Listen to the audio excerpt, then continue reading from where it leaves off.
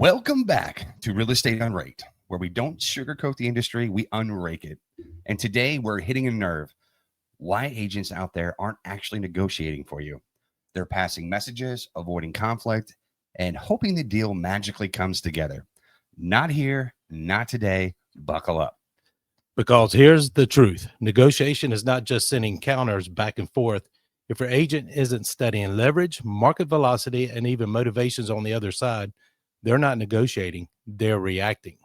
And when your agent negotiates blindly, you pay for it in price, in terms, in stress, in everything. Today, we're breaking down exactly why so many agents drop the ball and what real negotiation actually looks like. Yes, we are going deep on leverage, timing, preparation, and the brutal truth most agents don't want you to hear. So grab your coffee and settle in. Because at the Rakers Home Group, negotiation isn't hopeful, it's intentional, it's strategic, and today we're pulling the curtain back on it all. So let's unrake it. Let's do it.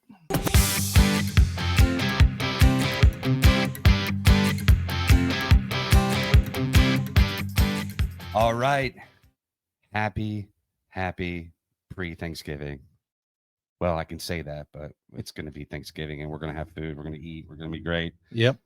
All right. How's everybody? Good? Very good. I'm doing good. Good. Another day. Podcast number 14 for the, oh my gosh, Real Estate UnRaked. Real estate. Oh boy. All right. Well, this has been a tradition now. It's going to continue and I love it. Dane, hit me. All right. Why did the golfer bring two pairs of pants? Oh man. I don't know. Why? In case he got a hole in one. Oh. Wow. What does a sprinter eat before a race? I don't know. Nothing. He fast. Oh, be fast. All right. All right. Well, let's move all in. This is a interesting topic.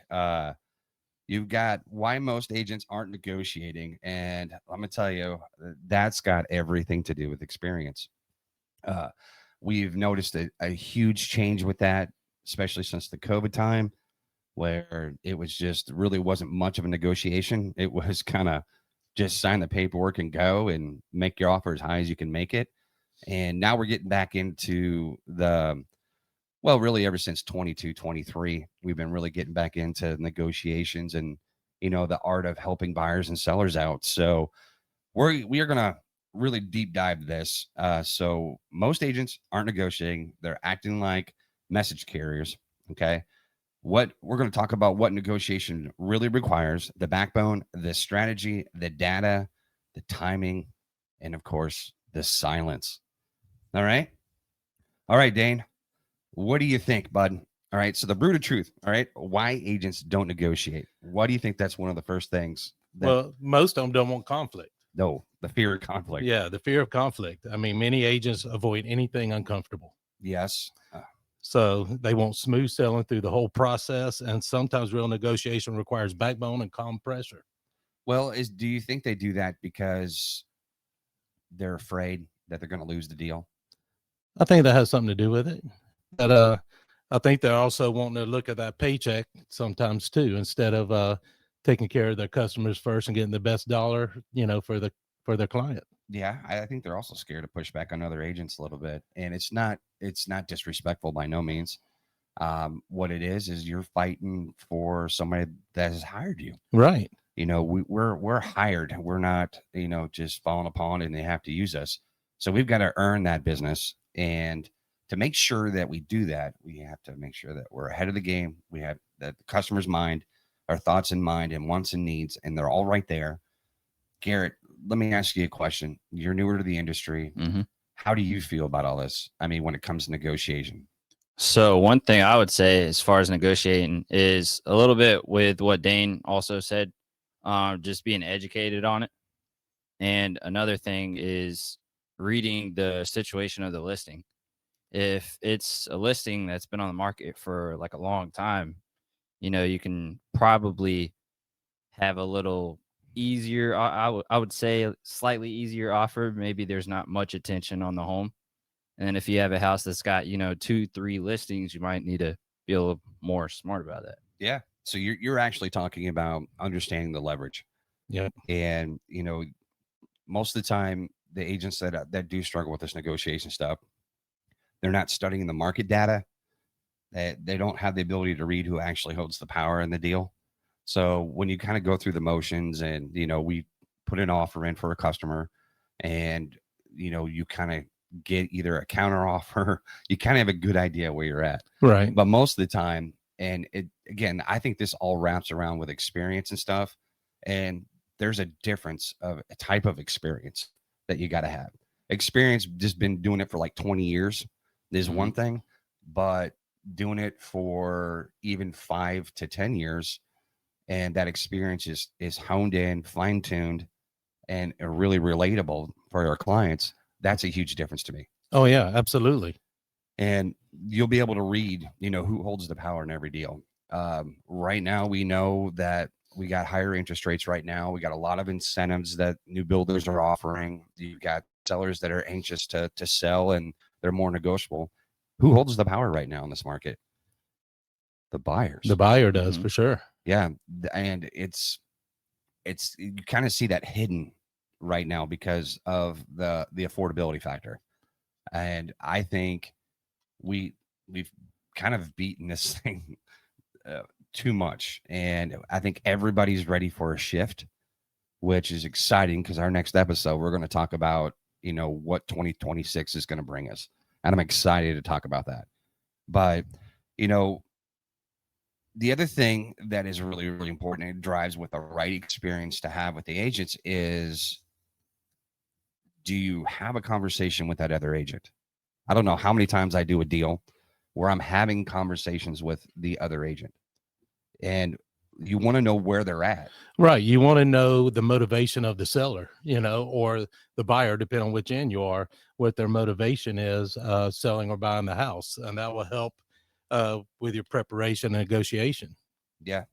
Garrett, Dane, same for you. I mean, when we go through this process, and, I'm there for support, we kind of listen, and I kind of ask you questions about, hey, have you talked to a listing agent about this? Have you found out about this?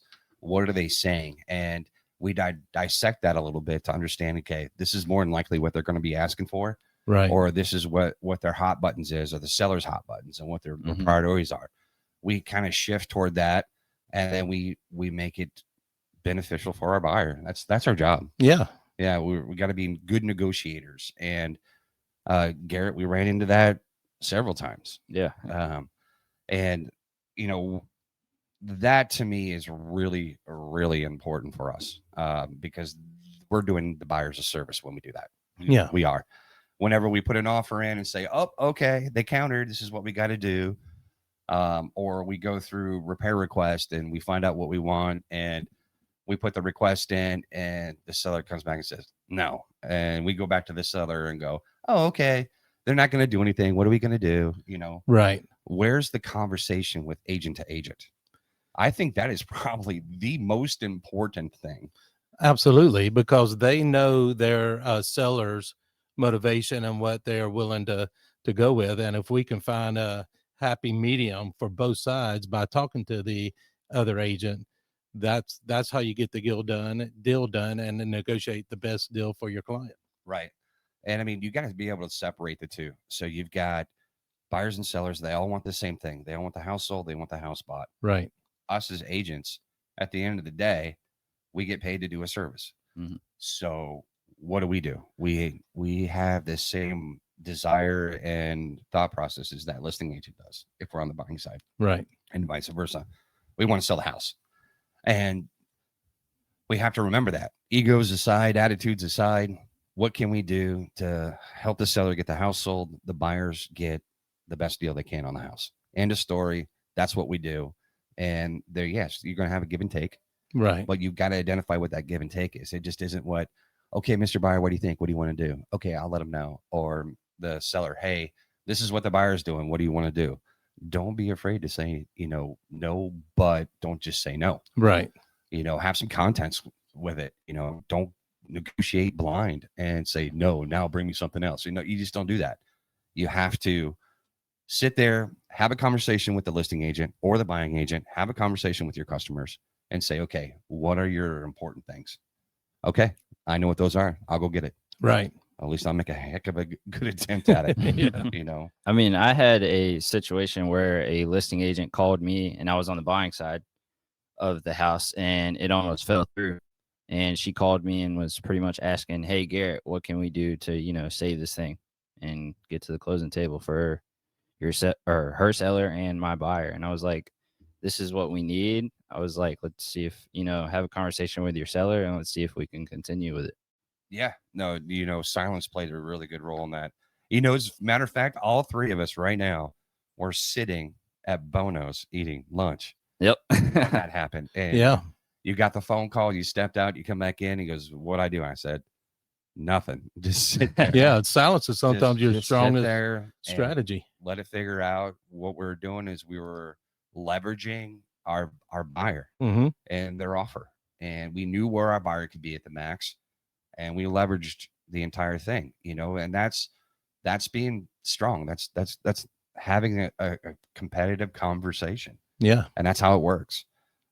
So great job, Garrett. You did good on that one. Thank you. So the other thing is if you're, these people that struggle as an agent negotiating, is they're just trying to get the deal done. They don't think about anything else. They have that commission versus protecting the client mentality.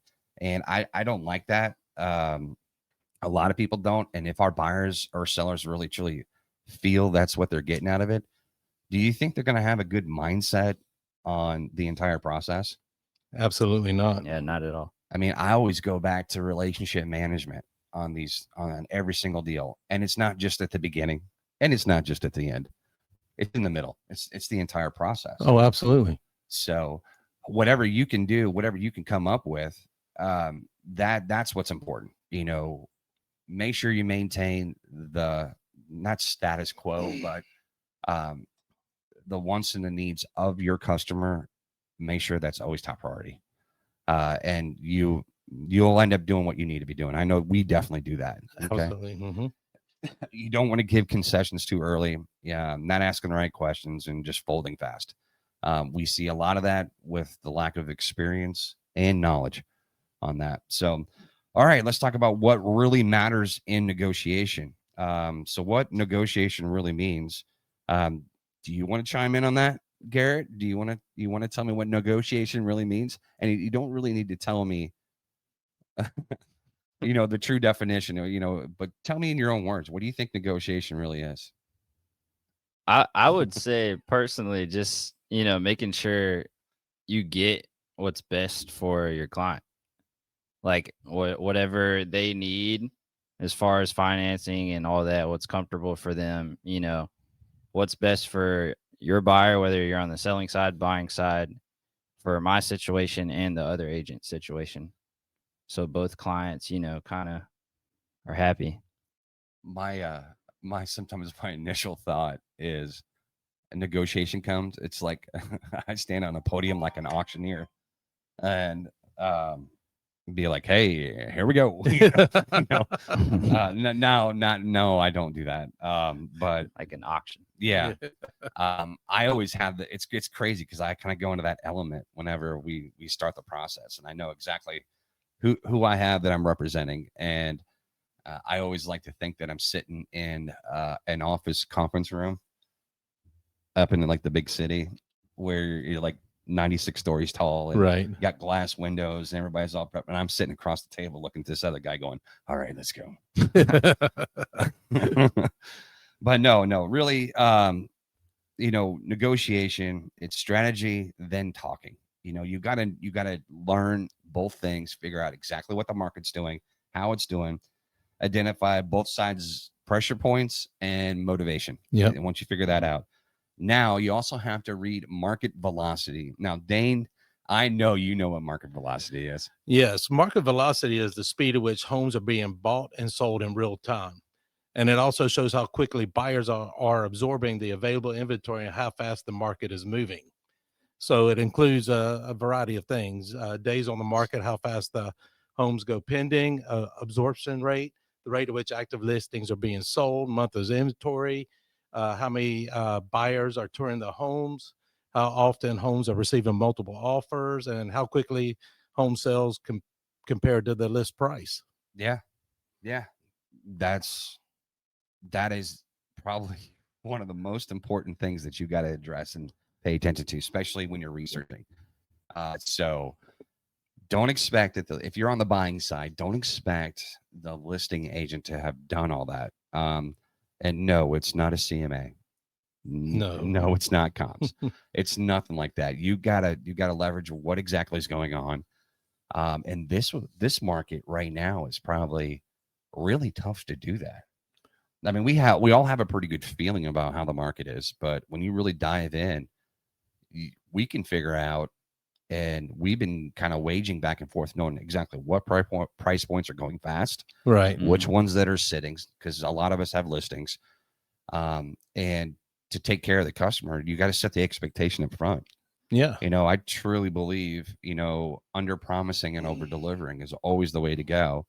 But also being transparent and genuine for, have people understand the market. The market's not what it was 6 months ago, a year ago, 2 years ago. It's completely different. I think setting the realistic view on that will help out, especially if you're a seller, because back, like you said, after COVID, houses may have sat a week, maybe 2 at most. Now you're looking 30, 60, sometimes 90 days. So yeah, no doubt. And that makes a big difference. I do remember, kind of paying attention to the market years ago before I became an agent. So 2016, there was a lot of listings that would expire, and that was normal. And it was no lack of the listing agent, and they had to learn different tactics. Now, let me ask you a question. That was almost 10 years ago. Do you think the technology is different between now and 10 years ago? Absolutely. Yeah, 100%. How many iPhones have had? Wow. But, also understanding market velocity, understanding where, the pressure points are, motivation, that kind of thing. Now, need to understand when using timing as a leverage is important. So when is often more powerful than what. Would you guys agree with me on that? Oh, yeah. Mm-hmm.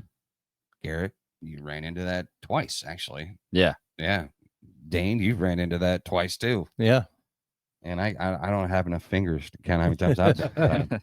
It's just part of the deal process, if you will. You got to make sure you're patient with it, but at the same time, stay strong to your commitment to your clients. And what is the easiest way to stay strong?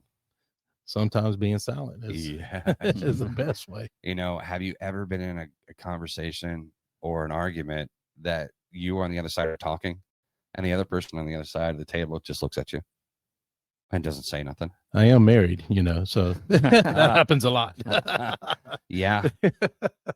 Well, you usually wait to see who's going to break first. It's usually us, Dane. It is. No doubt. Still looking at us the way we are. Yeah, no doubt. But yeah, no, there's a lot of times where just being quiet, you've already said kind of what you need to say, and you want to let them respond to that. That is a selling tactic, obviously. But I don't use that on customers. I use that when I'm negotiating with other real estate agents, because that's the best. Right. Here's another thing, and this is really tough to do. I'm not going to lie. Staying unemotional. That is really tough, because you have to, I feel like when I'm sitting at that conference table up in the business area, that I've got like 17 hats in front of me. And as I'm talking, I'm pulling one hand off and put it on the other. Because I've got to be supportive and emotional for the customer, understand their emotions and what they're going through. I've got to be able to read across the table and see what the listing agent's thinking about, or the buying agent and their customer, what they're thinking about, and just everything. And you got to compile that, and you got to be able to respond to that in seconds. Yeah. And, that's when sometimes, if you don't know what to say, silence is not in your favor. No, not at this particular point. Absolutely not. But everything is just backing everything up with data. If you've got all the right information, you've done the right research, you can go in there and say flat out, hey, we have another, as a matter of fact, give a great example of this is we just had another one of our teammates go under contract, and they're dealing with an appraisal right now. They're actually going to challenge that because they did the data, the listing agent, her partnered up together because they undervalued the home. Well, come to find out, it's a block and a half away, and in inner Jacksonville, a block and a half can mean a huge difference. Yeah. And so they've come up with the right comps, the right times everything was sold, and they're going to try to find it. But just knowing the data and be able to back it up, so you can actually get an action done for the buyer and seller. Absolutely. And then acting like every dollar is your own. So putting yourself in the buyer's position. This is crucial. The reason why this is crucial is because all of us do this every day. We live, breathe, and die real estate, right? Yeah. The customer that you're taking care of, the seller you're taking care of, do they do the same thing? No, they don't do real estate every day. No, they depend on us to it's do not- that for them. I would never say that it's not like they don't know. So I'm just going to treat it just they don't know. I'm sure they have knowledge. I'm sure they have education with it, but they don't think about it once, but every 3 to 5 years. Right. And in that moment is an experience for them. It's something that they need to go through. So you, as us, we need to set the stage, and we need to minimize the negative emotion. We need to minimize the struggle, and we need to make it the best experience we can possible for somebody. Absolutely. Even knowing that you got to give bad information sometimes or bad news, and that's tough. But I always say, tear the Band-Aid off, deal with it, be transparent, be supportive. If you got a problem in the situation, always come with a solution. So, agreed. All right, Dane, we got. I know you already broke down the whole market velocity, which is really, really important. But I want to talk about what we do differently. I mean, I kind of get snippets here and there about what we do, but what do we at the Rakers Home Group do a little bit differently than most people that we've seen in the business? Well, we definitely prepare before any negotiations start. You know, we know what our client wants. We already try to figure out what the other side's motivation is, and we try to prep for that before we start any negotiations. That is true. Before that, we actually sit down with both buyer or seller and say, hey, when an offer comes through, this is more than likely the things that we're going to run into. Right. I usually give them about 3 to 4 different scenarios. And when we talk about that, we say, okay, how would you react to that at this moment? Well, obviously, what are we doing with that when we do that? We're preempting everything. We're getting ahead of the game. Is it easier to have a conversation with somebody about, hey, hypothetically, if this happens, what are you going to do? And it's something that they don't want. Right. They're going to get mad, right? And their emotions are going to come out. Let's get that out of the way now. Yeah. So you're educating the customer as you're going through the process by talking with them. But at the same time, exhausting that emotion that's probably going to be pent up, which already is, whether they realize it or not. And you get that resolved. So when it actually does happen, they're like, okay, we've talked about this. I know how to handle this. Right. Eric, I know that you're going to be going this direction, and this is how we're going to do it. I'm like, okay, great. We'll handle it that way. And it's not something they feel like they've been blindsided about. So educating, talking about our negotiation structure, the things that we do, we aim for terms, money, and timelines that fit the client goals, either on the buying or selling side.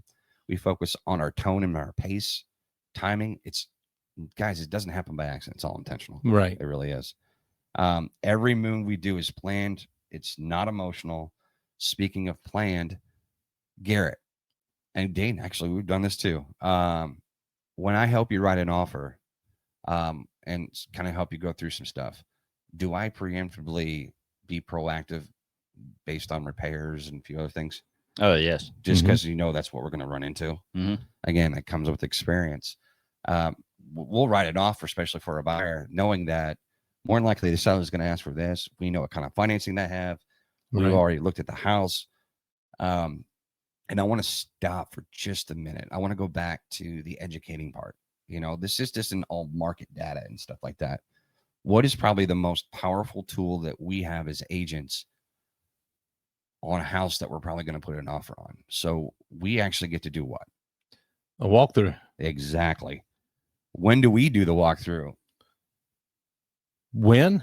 Yeah.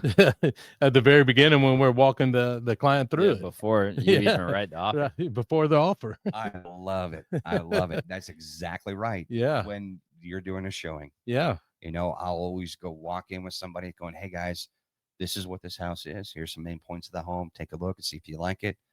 Do you think that I follow them around? No, I let them go experience the home, because they're going to have a million different things going through their head. Right. They're in a different spot than I am. I am hired to help them. Right. So what I'm doing is I'm looking for anything. If they got FHA, I'm looking for anything WDO, something's going to come on a financial contingency.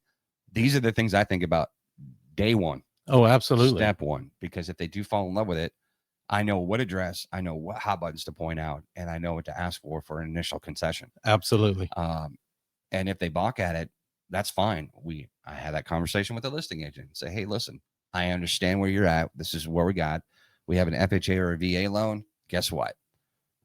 More than likely, if the seller doesn't take care of this, completely understand, but it will come up on a financial contingency. So do you want to handle it now and address it? Or do you want to handle it on week 3 when we got 7 days left before we close and they have to get it to buy it so my buyers can get the money? Right. I feel like if we don't handle it, don't do something about it, Mr. Listing Agent, you're wasting your seller's time. Yep. So sorry, I had to talk about that, because no, that's a good point. That is really important. Yeah. And then going back to, every move is planned. It's not emotional. We follow data, not convenience. And I'm saying, hey, it's a great thing, and we can do that. Yeah, go get that house. Yeah. Sorry. And then we fight for clients' money like it's our own. Yeah. I truly believe that even falls back to what we do every day, that you have a team or a group of people in a business that if you make them have some kind of ownership with it, they care. Oh, absolutely. And we care not just about the money. We care about your money. We care about your experience, and we care about your family and your values, basically. I always like going back and telling everybody, hey, guess what? I'm your agent now. Unfortunately, you're stuck with me. You're stuck with me. So you're going to get birthdays, phone calls from me, see how the kids are doing in sports. Yeah. I tell you, as many clients as I've taken care of so far since I've been in this business, I have a regiment, that I do. I'll do the day before Thanksgiving. I'll start running down the whole thing, and I'll start sending text messages out. Yeah. Or the ones that I do interact with a little bit more. I'll call them. Yeah. And I'll do the same thing for Christmas. I leave New Year's alone. I don't know why I do that. I usually call them after and say, hey, welcome to a new year. Need anything, let me know. But hope you and your family have a strong new year. Yeah. I do that after the fact, just because. But well, I tell you what, guys, we're going to close this thing up a little bit, because I think we covered that enough. And if your agent can't explain their negotiation strategies, guess what, guys? They don't have one. Your money is bleeding out somewhere. The question is whether your agent even notices that too. So you got to pay attention to that, to the entire process. Negotiation isn't about being aggressive. It's about being prepared. And all of us here at the Rakers Home Group, we negotiate with intention, and we never hope. So if you got value from today's episode, make sure you hit that subscribe button so you never miss when we drop another truth bomb. And don't forget, every episode is also available on YouTube, where you can watch the full podcast and all of our amazing walkthroughs, educational videos, and weekly shorts. We post new real estate content every single week. Real talk, no fluff. So hit follow, subscribe, and join the conversation. Yes, we like subscribers, and we love answering your questions. Yep. So this is Real Estate UnRaked, where we expose the truth, protect the client, and raise the bar for this industry. Thanks for listening, and always, let's unrake it.